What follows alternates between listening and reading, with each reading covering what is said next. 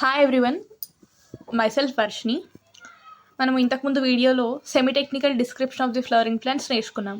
ఇప్పుడు ఇది నెక్స్ట్ వీడియోలో మనం ప్లాంట్ ఫ్యామిలీ స్టార్ట్ చేద్దాం ఒక్కొక్కటిగా.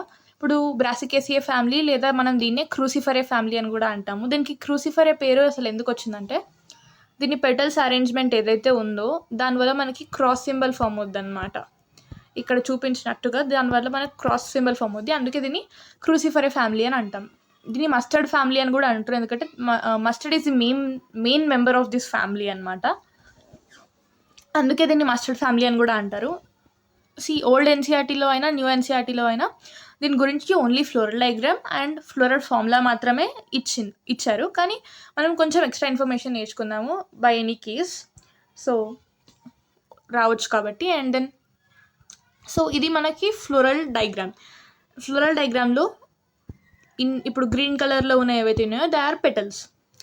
ఈ పెటల్స్ అండ్ లోపల ఏమో ఈ 6 ఏవైతే ఎల్లో కలర్లో ఉన్నాయో అవి ఆండ్రీషియం అనమాట, దట్ ఈస్ స్టామెన్స్.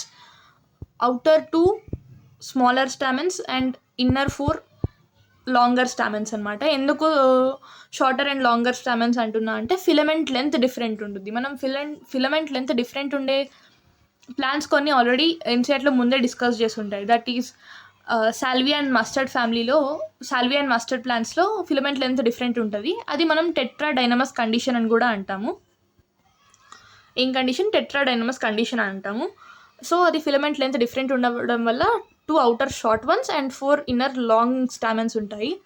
అండ్ లోపల దిస్ ఇస్ గైనీషియం రెడ్ కలర్లో. అండ్ గైనీషియం గురించి సపరేట్ డిస్కషన్ చేద్దాం మనం ఇక్కడ. But other than that, these are the sepals. ఈ యాష్ కలర్లో ఏవైతే ఉన్నాయో అవి సెపల్స్ రిప్రజెంట్ చేశాను. సో మనము ఎస్టివేషన్ మనము ముందే నేర్చుకుంటాం కదా, ఎస్టివేషన్ ఈ చాప్టర్లో. ఎస్టివేషన్ సో మనం చూసే చెప్పొచ్చు దట్ ఇవి ఒకదాన్ని ఒకటి ఓవర్లాప్ చేయట్లేవు కాబట్టి ఇది వెల్వెట్ ఎస్టివేషన్. అండ్ ఇవి ఓవర్లాప్ అవుతున్నాయి and not in any proper ఆర్డర్లో ఓవర్లాప్ అవ్వట్లేవు. లైక్ 2 లోపల ఉన్నాయి, 2 బయట ఉన్నాయి, బట్ ఒకదాన్ని ఒకటి ప్రాపర్ ఆర్డర్లో ఓవర్లాప్ చేయట్లేదు కాబట్టి ఇది సెపెల్స్దేమో ఇంబ్రికేటివ్ ఈస్టివేషన్ అండ్ పెటల్స్దేమో మనకి వెల్వెటివ్ ఈస్టివేషన్ అనమాట. అండ్ ఇప్పుడు ఫ్లోరల్ ఫార్ములాకి వచ్చేసరికి మనం దీన్ని ఎనీ ప్లేన్స్తో డివైడ్ చేయొచ్చు కాబట్టి యాక్టినోమార్ఫిక్ లేదా రేడియల్ సిమెట్రీ. అండ్ ఆండ్రీషియం ఉంది అండ్ గైనీషియం ఉంది కాబట్టి బైసెక్షువల్. మనము బైసెక్షువల్కి సింబల్ ఆల్రెడీ నేర్చుకున్నాం మనం semi technical description of the flowering ప్లాంట్స్లో. అండ్ ఇప్పుడు దాని తర్వాత KCAG, that is calyx, corolla and androecium and gynoecium. Calyx ఎన్ని ఉన్నాయి? దట్ ఆర్ 4 ఉన్నాయి కదా మనకి sepals. So 2 outer ones 2 and 2 inner ones, so 2 + 2 అనమాట. అండ్ కొరెల్లాకి వచ్చేసరికి, దట్ పెటల్స్కి వచ్చేసరికి అన్నీ సేమ్ రేంజ్లో ఉన్నాయి కాబట్టి 4. సో 2 + 2 అలా ఏం కాకుండా డైరెక్ట్ 4 అనమాట. 4 అంటే రాసేస్తాం మనం ఇలా.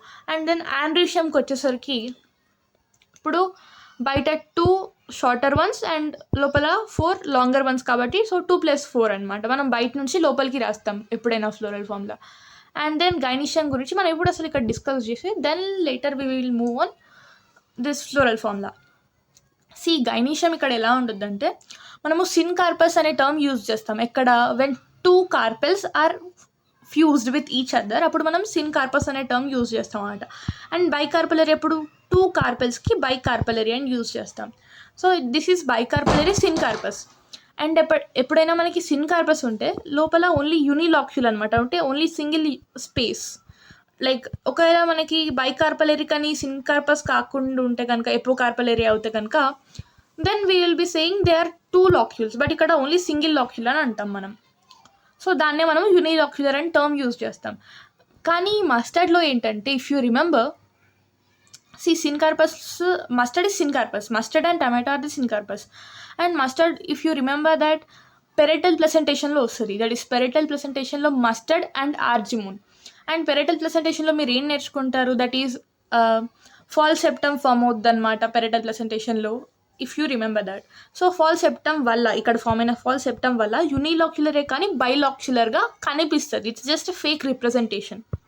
It appears to be bilocular even though it is a unilocular one.